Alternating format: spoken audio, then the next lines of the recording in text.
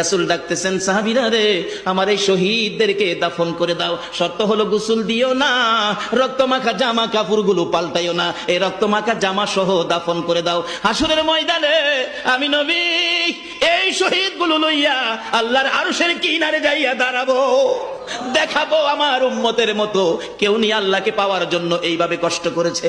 এবার দাফনের কাজ শুরু হলে কিতাব লেখে 69 জনের দাফন শেষ। 70-এর মাথায় আসওয়াদ দূরে পড়ে আছে। আমার নবী 2 কদম সামনে গিয়ে দেখে আসওয়াদ নতুন তরবারি হাতে চিত হয়ে পড়ে আছে, শহীদ হয়ে গেছে। আমার নবী ডাকে, রে আসওয়াদ, মদিনার হুর বিয়ে করতে পাঠাইছিলাম, মদিনার হুর বিয়ে করলি না, যুদ্ধের ময়দানে জীবন দিয়ে বিদায় হলে।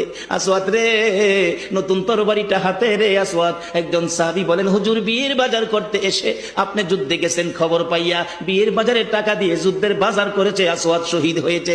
আমার নবী ডাকে, মাবুদ, আমার আসওয়াদকে তুমি কি দিবা?